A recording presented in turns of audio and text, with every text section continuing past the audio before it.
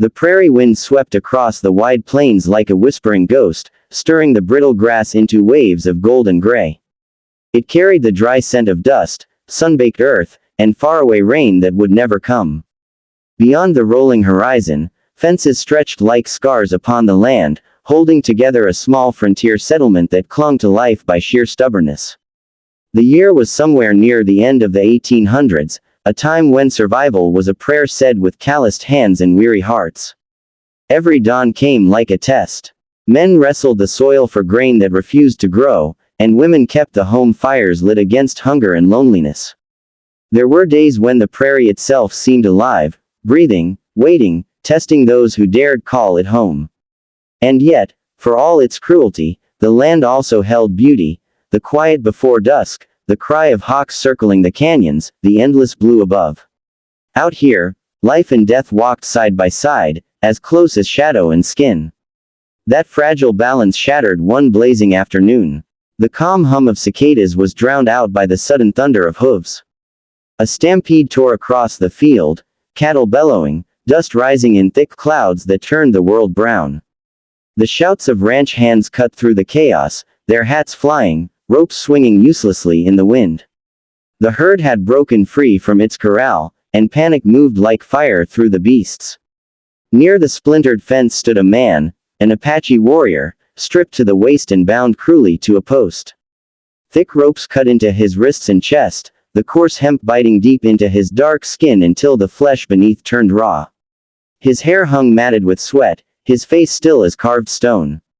Though his body bore the marks of restraint, his eyes burned, two black coals alive with fury and pride. He made no sound, even as the ground trembled beneath the oncoming herd. Across the yard, a woman screamed. She was heavy with child, her cotton apron stained from chores, her feet bare and dusty. The wind caught her hair, loosening the braid until strands whipped across her face. Without a thought for herself, or the life she carried, she began to run. Her steps were clumsy, desperate, her breath ragged against the wind. To anyone watching, she must have seemed mad. Why risk everything for a man the town saw as an enemy, a savage? But something deep inside her, something older than reason, refused to let her turn away. Maybe it was mercy, maybe defiance, maybe simply the knowledge that no one deserved to die tied to a post. The bull led the charge, a massive black creature, eyes wild with terror, horns glinting like knives in the late sun. It lowered its head, snorting steam, every muscle coiled for the kill. Dust spiraled around its hooves as it thundered straight toward the bound Apache. He did not beg. He did not cry out.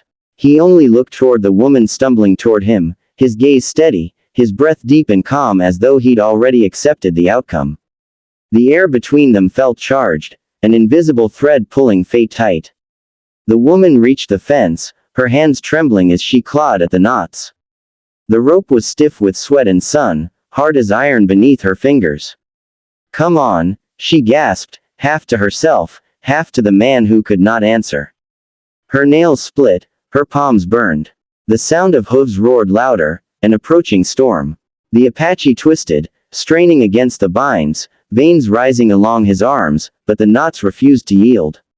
The bull was almost upon them now. The woman heard the earth groan beneath its weight, felt the air shake with its breath.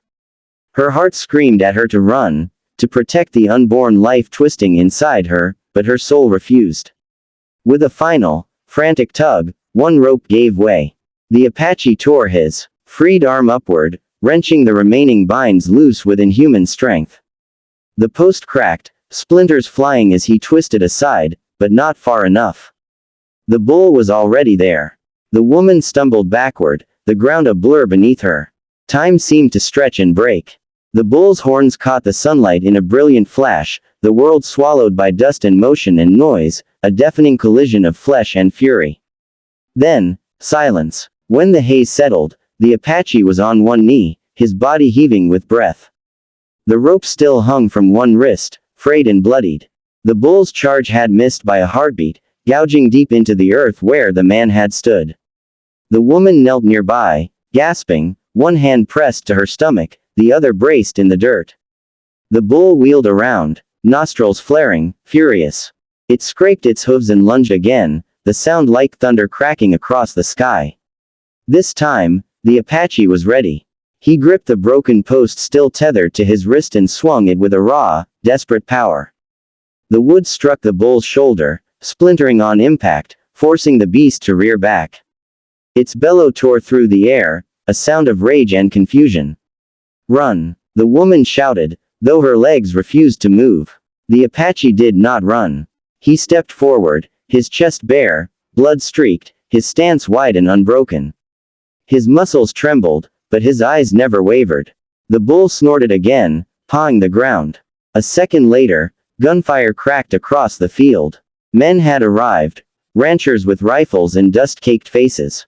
The bull skidded, startled by the noise, before turning and fleeing toward the open plains, leaving behind only the echo of its fury. When the smoke cleared, the Apache still stood. And the woman, trembling, dirt-streaked, eyes wide with disbelief, stood beside him. "Get back!" a voice barked. It was the ranch foreman, his shotgun aimed squarely at the Apache. "Step away from him." The woman didn't move. She stood between the rifles and the man she had just saved, her hand raised as if her thin frame could stop bullets. The men hesitated, their faces twisted with confusion and anger.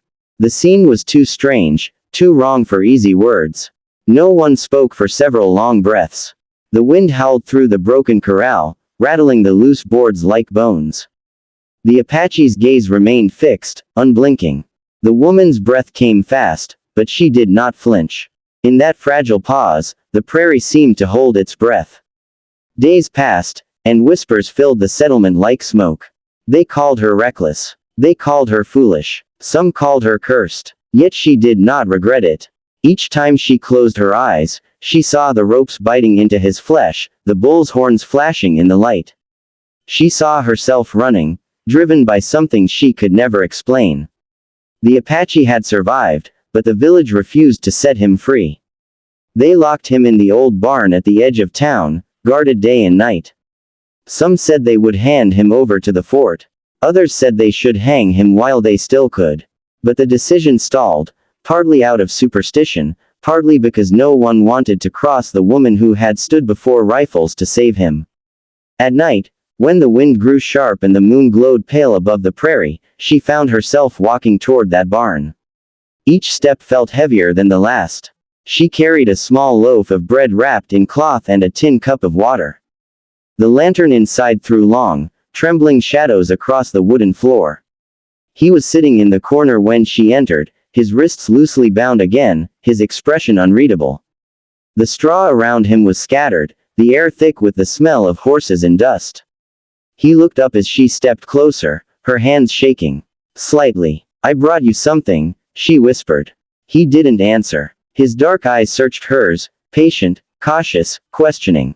When she placed the bread between them, he hesitated, then reached for it slowly, his fingers brushing the edge of the cloth. They were rough, scarred, hands built by survival, not comfort. She sat opposite him, her back to the wall, her breath steadying. The silence between them wasn't cold. It was heavy, like two souls measuring each other across an invisible divide. She wanted to ask his name, his story, why he had been tied there. But the words stayed trapped behind her tongue. For now, silence said enough. She watched him eat, slow and deliberate, and for the first time since that day, she saw something new in his eyes, something human. That night, when she returned home, she lay awake listening to the wind. It carried the same dry scent of dust and grass, but now it also carried something else, a feeling she could not name. The night after the stampede, the prairie wind rose again, restless and cold. It howled through cracks in the cabins, rattling shutters and lifting the fine dust that clung to every surface. It sounded almost like the land was whispering warnings to those who dared to sleep. Inside her small cabin, the woman sat close to her stove, the faint glow of the fire painting her face in shades of amber. Her hands hovered near the warmth, though her thoughts were far from the room. Outside, the moon hung low, a silver coin caught between drifting clouds. She could not stop thinking about the man in the barn. Her body still ached from that day, her palms marked with thin cuts from the rope, her knees bruised where she'd fallen. But it wasn't the pain that kept her awake. It was the memory of his eyes, how calm they'd been even when death had thundered toward him. There had been something in that calm, something unspoken that refused to leave her mind. The child inside her stirred, a small kick beneath her ribs. She pressed a hand there and whispered softly, "You'll be born into a wild world, little one." The fire popped. The wind moaned against the door. Somewhere, a coyote cried out in the distance, its call stretching across the plains like a question. At the edge of the settlement, two men kept watch on the Apache. One was a weathered ranch hand with a scar that ran from jaw to ear, earned from a barbed wire fence in a long-forgotten storm. The other was the blacksmith's boy, a thin, eager youth who looked at everything as though it still might surprise him. They talked in low voices, trying to fill the silence. "You see them tracks by the creek this morning?" the ranch hand asked, spitting into the straw. "Could have been anyone," the boy replied. "Could have been drifters." The older man snorted. "Drifters don't move like ghosts. Those prints were light, spread wide. Scouts, maybe. Apaches." The boy frowned, glancing toward the stall where the prisoner sat, quiet and unmoving. "Maybe they're just watching over their own. Watchin' don't matter. Watching leads to trouble. That's what it does." The boy didn't answer. He watched the Apache, who sat cross-legged on the dirt floor, his face turned slightly toward the moonlight slipping through the cracks in the boards. The man hadn't spoken a word all night, but he wasn't sleeping either. He seemed to be waiting, listening to something the others couldn't hear. When the boy dozed near dawn, the Apache shifted, testing the ropes at his wrists. He could have broken them if he'd wanted. The knots were sloppy, tied by tired hands. Yet he didn't move. He only waited, counting breaths, watching the stars fade into the gray of morning. Dash dash dash. As the days passed, the woman's visits became part of the rhythm of the place. Always after sunset, when the lanterns burned low and gossip grew soft, she'd slip through the narrow paths between cabins, a shawl pulled tight around her shoulders, carrying a small bundle of food or a flask of water. The first time she had seen the burns on his wrists, something inside her clenched tight. The skin was torn where the rope had bitten too long. She said nothing, only knelt and pressed a damp cloth against the marks. He flinched at first, then went still. Her touch was careful, almost reverent. He spoke then, a single word in his own language, low and rough. It sounded like gratitude, but the tone carried more weight than thanks alone. She nodded as though she understood, though she didn't know what the word meant. Somehow, it didn't matter. Each night they sat in silence. Sometimes she brought bread, sometimes only water. Once, she brought a thin blanket. Slowly, the quiet between them changed. It became less about fear, more about a strange kind of peace neither of them had felt in a long time. But the town had eyes. Every time she crossed the dirt path, someone noticed. The blacksmith's wife whispered to the preacher. The preacher told a passing monk, who muttered something about mercy without wisdom. The words twisted their way through the village like thorns in a fence. By the time they reached the meeting hall, the story had grown teeth. Some said the Apache had cast a spell on her. Others whispered that she'd fallen under his charm in ways no decent woman should. No one spoke of the truth, that she had simply seen a man about to die and had chosen to act. Out here, truth was harder to keep alive than cattle. Dash dash dash. As suspicion deepened, the land itself seemed to shift. The cattle strayed farther from their pens. Coyotes came closer at night, bold and hungry. And near the northern creek, someone found an arrowhead half buried in dry soil. The children played with it until their mothers took it away, whispering about omens. Then came the railroad agent, a man in a stiff black coat with polished boots and cold eyes. He arrived on horseback and spoke in the hall about progress. About how the railroad would bring money, trade, and civil order to their corner of the prairie. But he also warned of rumors. The governor doesn't like unrest, he said. Keep your fences strong. Keep your people calm. When he spoke the word, unrest, his gaze lingered on the barn door. After that, tension thickened. The fence where the Apache had once been tied stood along an old buffalo trail. The oldest settlers knew it had been used for generations by tribes passing through the plains long before the fences went up. Now, the wire cut across it like a scar. The land remembered what men forgot. One evening, the blacksmith's boy brought his harmonica to the barn. The older watchman had wandered off to the saloon, leaving the boy alone with his restless thoughts.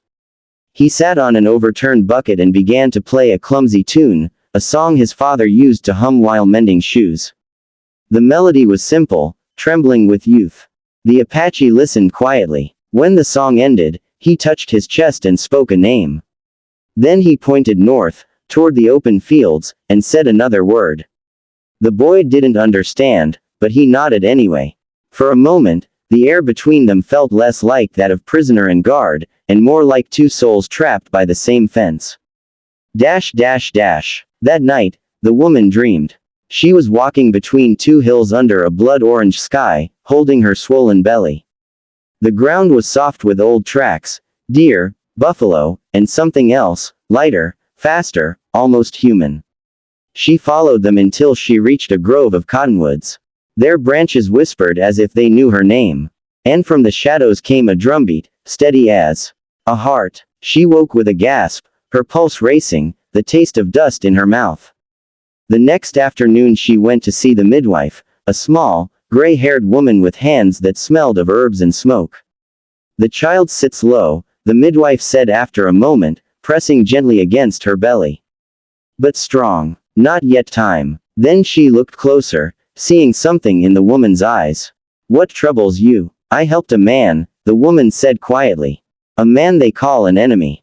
And I don't know how to carry mercy and fear in the same body."